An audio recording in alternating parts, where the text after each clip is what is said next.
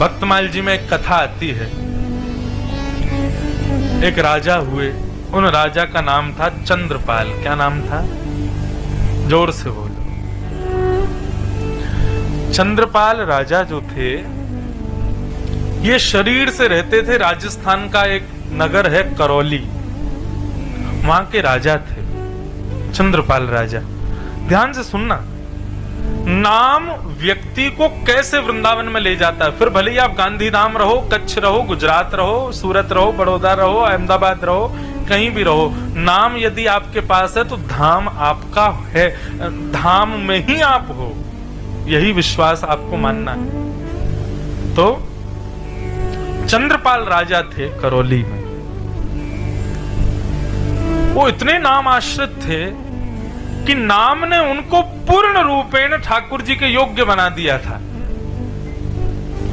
शरीर से राजा थे, रहते करौली में थे, लेकिन नित्य श्रीधाम वृंदावन में ही उनका स्थिति रहती थी, वृंदावन का ही अनुभव करते थे। अब चंद्रपाल राजा की बात तो चलो पहली बार आपने सुना इनका नाम, आपने नाम सुना होगा रैदास, नाम सुना है। श्री रैदास जी की स्थिति ऐसी बताते हैं कि श्री रैदास जी को एक दिन स्नान करते हुए नदी में ठाकुर जी मिल गए, तो रैदास जी उनकी सेवा करने लगे। अपनी कुटिया में रैदास जी को ले आए, रैदास जी ठाकुर जी को ले आए। तो रैदास जी का नियम था, वो विचरण बहुत करते थे, धामों में घूमते ही रहते थे, कभी बद्रीनाथ, कभी केदारनाथ, कभी जगन्नाथ, कभी द्वारिका, कभी वृंदावन, कभी कहीं कभी कहीं। लेकिन जब से ठाकुर जी आ गए, रैदास जी का निकलना बहुत कम हो गया। क्यों? ठाकुर जी के अनुकूल भोग की व्यवस्था, शयन की व्यवस्था, ये सब नहीं हो पाती थी।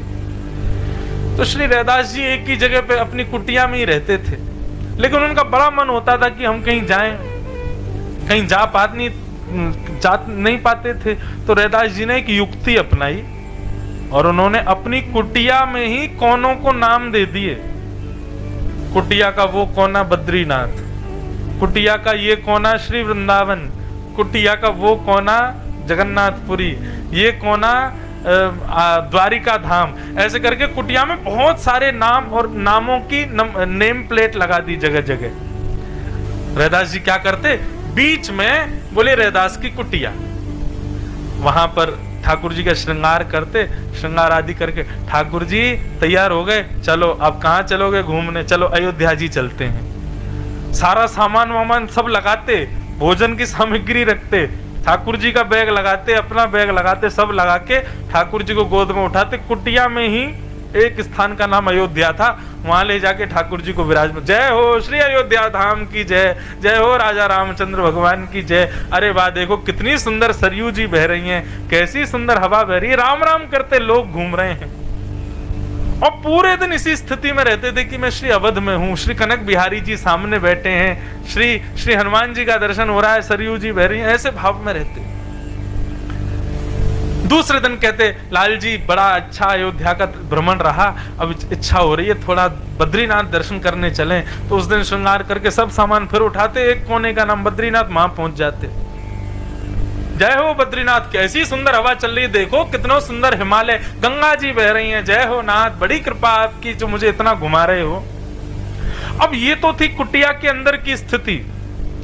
स्थिति करते करते ये हो गया कि श्री रैदास जी जब बद्रीनाथ की यात्रा पर जाते थे ठाकुर जी को लेकर के, तो भले ही जेठ का महीना हो, जून जुलाई का महीना हो, वो अपने ठाकुर जी को शॉल पहनाते, कंबल पहनाते अंदर कुटिया में। अरे बद्रीनाथ में है ठाकुर जी, हवा चल रही है, ठंड पड़ रही है, बर्फ गिर रही है, ठाकुर जी आप शॉल पहन लो।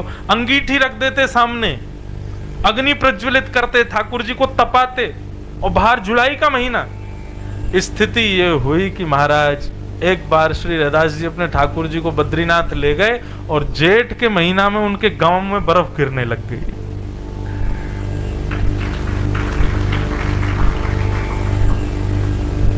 धीरे धीरे गांव वालों को भी पता चल गया, यदि सर्दी के महीने में लू चलने लग जाती तो समझ जाते जरूर आज रैदास अपने ठाकुर जी को दक्षिण ले गया होगा, इसलिए गर्म हवा चल रही है। और कभी गर्मी के महीना में बर्फ गिर जाती, बोले अरे आज रैदास के ठाकुर जी बद्रीनाथ पहुंचे होंगे जरूर। ये स्थिति। इसका मतलब ये बिल्कुल प्रमाणित हो जाता है कि हमारा तन का उपस्थित होना सांसारिक विषय है, हम तन से कहीं उपस्थित हों, लेकिन मन का उपस्थित होना कहीं पर, ये भक्ति का विषय है, ये भाव का विषय है। और वृंदावन तन की प्रेजेंस मांगता ही नहीं है, वहां तो मन का ही प्रेजेंट होना जरूरी है। तो चंद्रपाल राजा भले करौली में रहते थे, लेकिन मन ऐसा था उनका कि वो सदैव वृंदावन का स्मरण करते थे। अष्ट सखा मैं अष्ट सखाओं का ज्यादा गायन करता हूं कथाओं में भी, तो हमारे अष्ट सखा कहते हैं कि भैया तुम ठाकुर जी को अपना लो, कोई बड़ी बात नहीं है, ठाकुर जी तुमको अपना में ये बड़ी बात है। ठाकुर जी को तो सब अपनाते हैं, चोर भी कह के जाता है, हे द्वारिकाधीश कृपा करना कि मालिक सो रहा हो गहरी नींद में ताकि मैं चोरी कर लूं। चोर भी द्वारिकाधीश से प्रार्थना कर रहा है, तो इसका मतलब यह है कि चोर भी ठाकुर जी को स्वीकार कर रहा है। लेकिन बड़ी बात यह नहीं है कि हम ठाकुर जी को स्वीकार करें, बड़ी बात यह कि उन्होंने हमें स्वीकार किया कि नहीं। तो अष्ट सखा गाते हैं एक बात कि भगवान हमको स्वीकार करते हैं, इस बात का प्रमाण क्या है। और तब अष्ट सखाओं में एक सखा कहते हैं, जब अपनों करी जाने गिरधर, जब अपनों करी जाने गिरधर, जब अपनों करी जाने गिरधर, जब अपनों करी जाने गिरधर। ठाकुर जी हमको अपना कब बनाते हैं? मुझे ये पद बड़ा प्रिय, मैं लगभग कथाओं में गाता हूं और लोगों से कहता हूं, भैया इस भाव को सुनकर के स्वीकार करो कि ठाकुर जी कब अपनाते हैं। जब अपनों करी जाने गिरधर, जब अपनों करी जाने गिरधर। कब? ठाकुर जी जिसको स्वीकार करेंगे उसकी स्थिति का यहाँ पर वर्णन किया जा रहा है। ताको मन भक्तन की सेवा, ताको मन भक्तन की सेवा, ताको मन भक्तन की सेवा, ताको मन भक्तन की सेवा। हरि जन संगे हरि उर आने, हरि जन संगे हरि उर आवे। बंधुओं, जैसे कोई फिल्म स्टार हमको दिख जाता है तो हम लोग बावले हो जाते हैं, होता है ना। कई बार हम देखते हैं एयरपोर्ट्स पर, रेलवे स्टेशन पर कोई फिल्म स्टार जा रहा हो, कोई क्रिकेट स्टार जा रहा हो, कोई बहुत बड़ा नामी एंटरटेनर जा रहा हो, तो लोग उसके पीछे भागते हैं। कोई सेल्फी ले रहा है, कोई ऑटोग्राफ ले रहा है, कोई पीछे पीछे। ये पूर्ण संसारी का लक्षण दिखता है।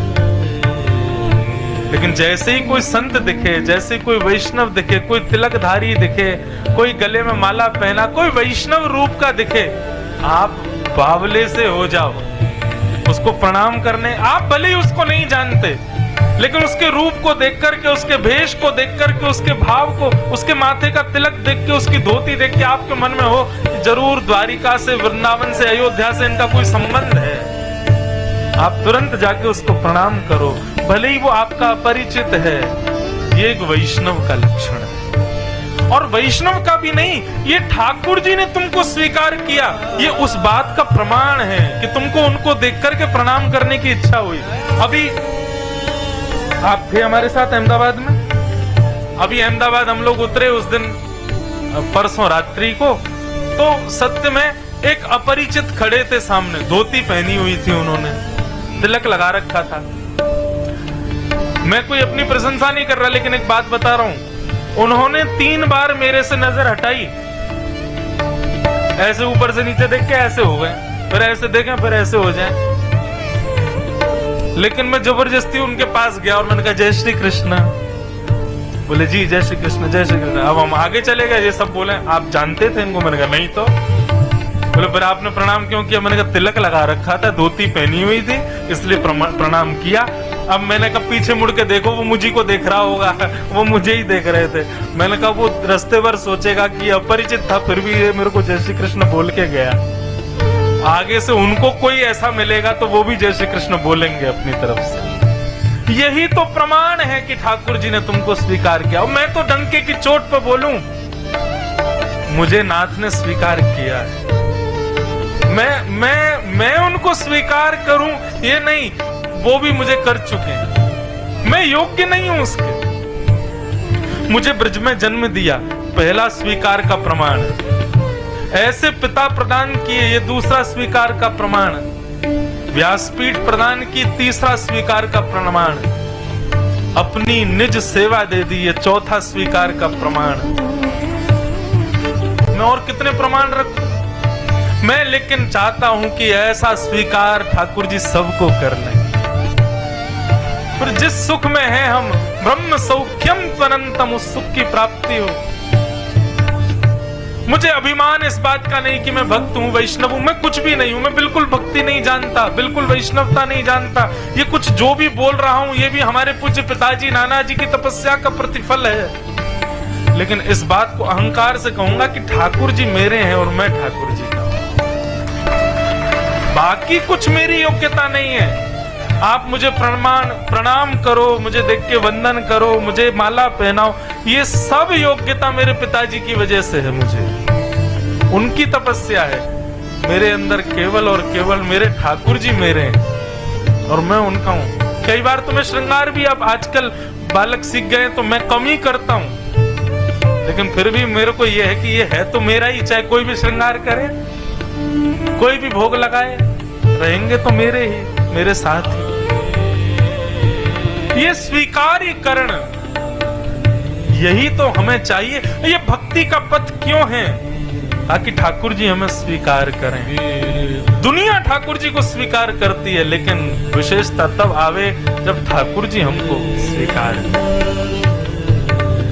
जब अपनों करी जाने गिरधर, जब अपनों कर जाने गिरधर, ताको मन भगतन की सेवा, ताको मन भगतन की सेवा, संत चरण रज सदा लुभाने, संत चरण रज सदा लुभाने। अब तुलसीदास जी को आप सब जानते हो। तुलसीदास जी को ठाकुर जी ने स्वीकार किया कि नहीं बताओ? किया ना। और इस बात का प्रमाण हनुमान चालीसा में गोस्वामी जी कहते हैं, श्री गुरु चरण सरोज रज निजमन मुकुर सुधार, वर्णौ रघुवर विमल यश जो दायक फल चार, बुद्धिहीन तनु जान के सुमिरो पवन कुमार, बल बुद्धि विद्या देव मोहे हरम कलेश विकार। श्री गोस्वामी जी वहीं प्रस्तुत कर देते हैं, मेरी योग्यता नहीं कि मैं रघुनाथ जी का चरित्र लिख सकूं।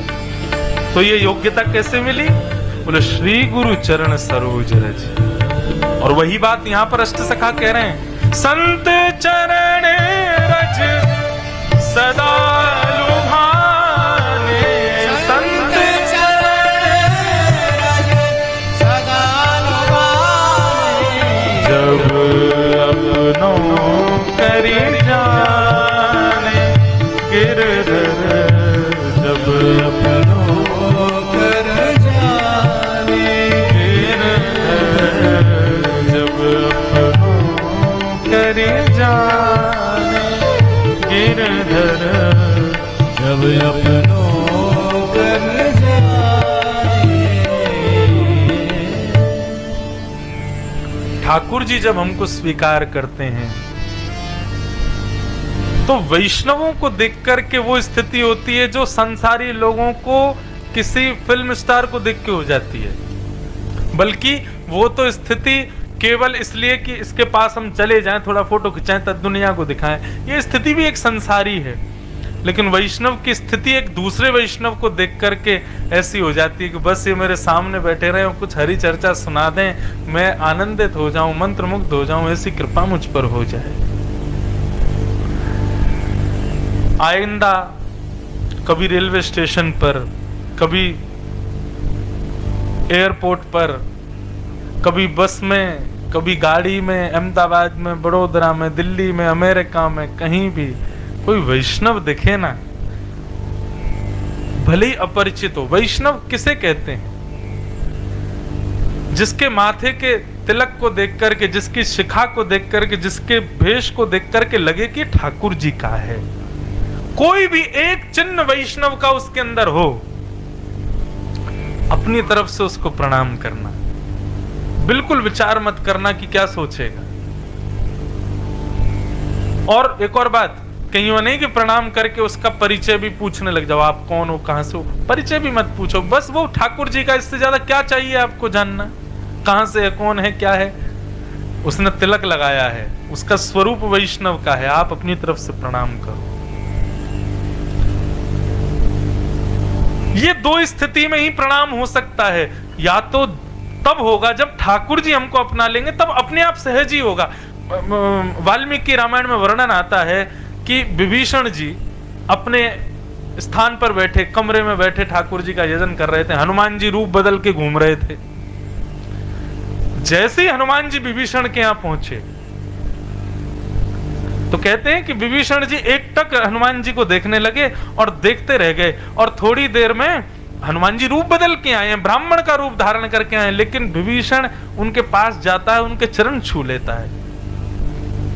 हनुमान जी थोड़े पीछे हुए, बोले आप हमें प्रणाम क्यों कर रहे हो? आप तो राम भक्त हो, राम भक्त के अलावा किसी को प्रणाम नहीं करते हो, आप हमको वंदन क्यों कर रहे हो? तो विभीषण जी कहते हैं पता नहीं आप कौन हो, लेकिन जब से आप आए हो ना, तब से आपको देख के पता नहीं मेरे को राम जी को और पाने की इच्छा हो रही है। मेरा मन कर रहा है मैं उनका और भजन कर लूं, मैं उनका और सेवा कर लूं, मैं उनकी और वंदना कर लूं। आप जब से आए हो तब से औरा ऐसा हो गया है मेरे स्थान का, मुझे ऐसा लग रहा है कि मैं जितना भजन करता हूं उससे दुगना कर लूं अभी। तो निश्चित ही आप कोई हरि भक्त ही हो, इसलिए मैं प्रणाम कर रहा हूं। हनुमान जी प्रकट हो गए अपने रूप में। वह धन्य है विभीषण। भक्त का परिचय भाव से है, उसके वचनों से है, लेकिन प्रथम परिचय उसके स्वरूप से भी है।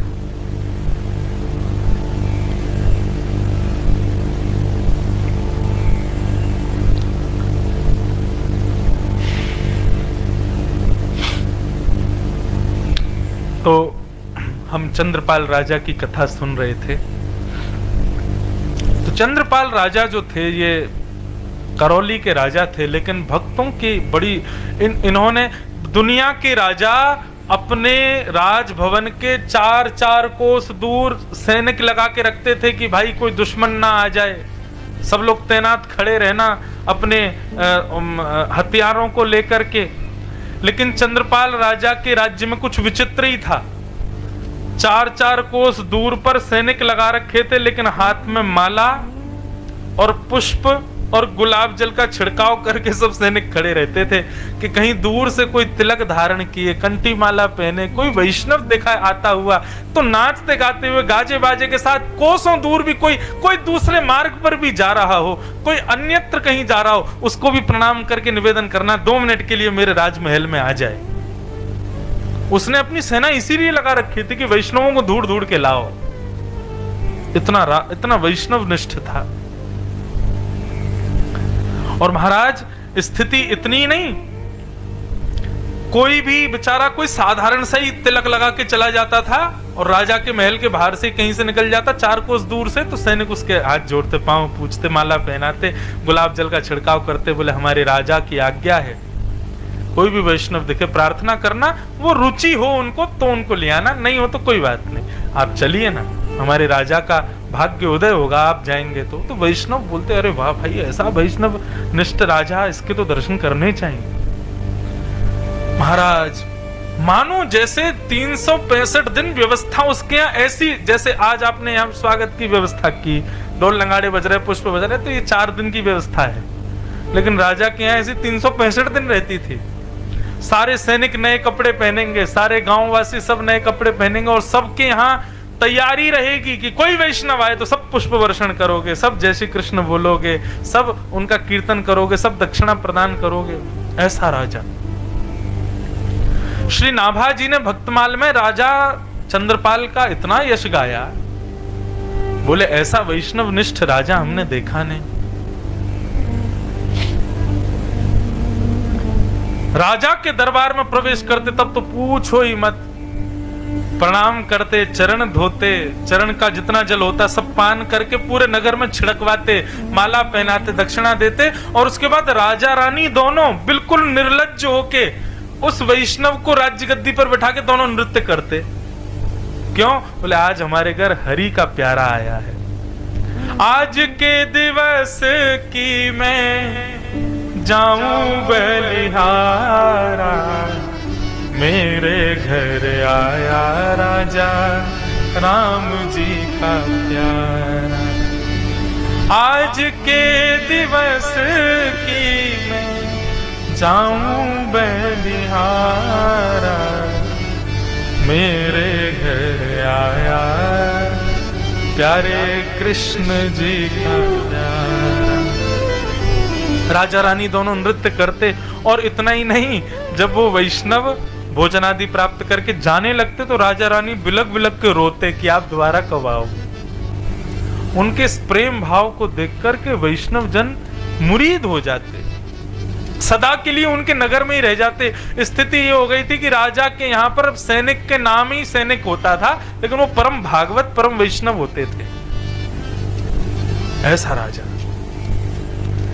चंद्रपाल राजा के इस भाव की चर्चा 10 दिशाओं में होने लगी।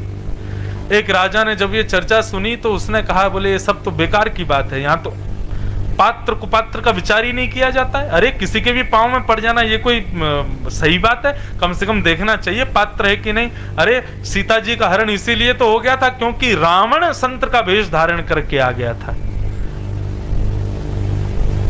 ऐसा नहीं होना चाहिए, पात्र कुपात्र का विचार करना चाहिए। और उस राजा ने क्या किया, एक साधारण से व्यक्ति को ही कहा कि तुम जाओ और सुनो तिलक माला पहन के जाना, और देखते हैं क्या होता है। एक बिल्कुल विचित्र, बिल्कुल भगवत विहीन व्यक्ति को राजा ने भेज दिया, और तिलक और माला डालना भूल गया, ऐसे प्रवेश कर गया राजा के यहाँ। सैनिकों ने प्रवेश नहीं करने दिया, हाथ जोड़ के कहा, बोले महाराज हमारे नगर में सबका आगमन है, लेकिन वही आ सकते हैं जो वैष्णव है, आप वैष्णव नहीं है।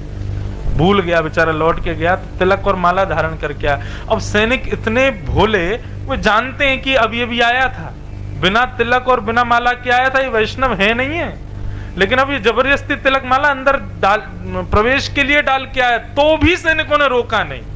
हाँ अब ठीक है, अब आप जा सकते, जबकि वो अनधिकारी था।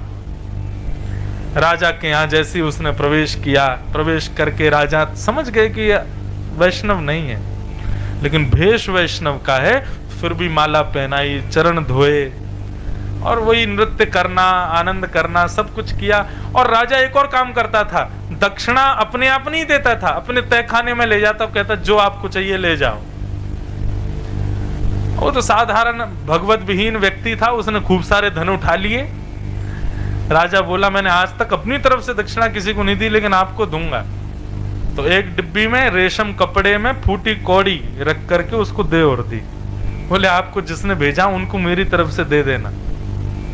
बहुत सारा धन लेकर के वापस उस राजा, दूसरे नगर के राजा के यहाँ गया, सारा धन दे दिया, और कहा अंत में राजा ने ये डिब्बी और दी थी। डिब्बी खोल करके देखा, फूटी कौड़ी देख करके राजा तिलमिला गया, बोले ये क्या है। तो उनके यहाँ एक ब्राह्मण देवता रहते थे, उन्होंने कहा, बोले महाराज राजा ने आपको सारी संपत्ति इसलिए दी क्योंकि आपने एक अनधिकारी को भी वैष्णव भेष दिया, तिलक और माला पहना दी एक अनधिकारी को भी, उसके लिए तो राजा ने आपको संपत्ति दी, लेकिन आपने एक दूसरे वैष्णव को परखने का प्रयास किया, परीक्षा का प्रयास किया, उसके लिए राजा ने आपको फूटी कौड़ी प्रदान की। राजा और तिलमिला गया।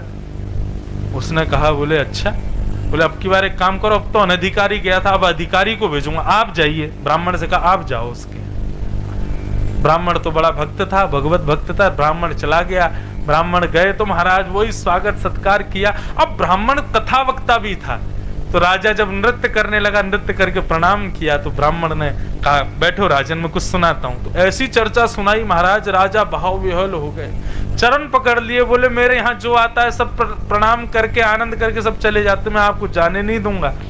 महीनों तक उस ब्राह्मण को जाने नहीं दिया। महीनों बाद जब वो ब्राह्मण जाने लगा, तो राजा ने वही कहा, महाराज दक्षिणा जो आपका मन करे ले लो। तो वहां दो तोता और मैना बैठे थे। उन्होंने कहा ये आपके यहाँ जो तोता मैना के जोड़ा है, इनमें से एक मुझे दे दो। तो मैना उसको दे दिया, और वो ब्राह्मण मैना लेकर के दूसरे राजा के यहाँ गए। बोले बड़े दिन में आए हो, बताइए कैसा था राज दरबार। बोले कि अब मैं नहीं बताऊंगा, ये मैना बताएगा। तोता का स्वभाव होता है बोलना। तो जैसे ही प्रवेश किया तो वहां सब लोग सांसारी चर्चाएं कर रहे थे, संसार की चर्चाएं, ये सुंदर, ये कुरूप, इसने क्या पहना, उसने क्या पहना, इसने कितना कमाया, उसने कितना कमाया, इसका घर कैसा, उसका घर कैसा। राजा की सभा में सब यही सब चर्चा कर रहे थे। अब मैना डांट के बोले, अरे पापियों, कृष्ण कहो, राधा कहो, भगवत नाम कहो, क्या संसारी चर्चाएं करते हो। तो जब राजा ने पूछा कि उसकी सभा का महिमा बताओ, बोले कि मैं ब्राह्मण क्या महिमा बताऊं, ये जीव बताएगा। बोले जीव भी जानता है कि सांसारी चर्चा करना पाप है, भगवत नाम कहो। बोले जिस राजा के यहाँ रहने वाला तोता मैना भगवत नाम गाते हैं, उस राजा के यहाँ के मानव की स्थिति क्या होगी, राजन विचार करो। तब वो राजा नतमस्तक होके सदा के लिए उस राजा के यहाँ गए, और वह भी वैष्णव हो गए। अब ये कथा हमने क्यों सुनाई? भले ही वो राजा रहता था करौली में, वृंदावन से मीलों दूर रहता था, लेकिन उसकी देहाभिमान की स्थिति शून्य और हृदय की स्थिति उस चरम स्थिति में थी कि वृंदावन में तन से रहने वाला व्यक्ति इतना वैष्णव नहीं होगा जितना वो करौली में रहने वाला व्यक्ति है। इसका मतलब तन का प्रवेश जरूरी नहीं है, हृदय का प्रवेश जरूरी है। चाहे भक्ति के पथ पे हो, चाहे वैष्णवता में हो, चाहे वृंदावन में हो। तन साफ बनाना, तन को सुंदर बनाना, तन को ही सब क्रियाएं करना, उससे भक्ति हृदय में कभी प्रकट नहीं होगी। हृदय निर्मल होना चाहिए, हृदय की पवित्रता बहुत जरूरी है।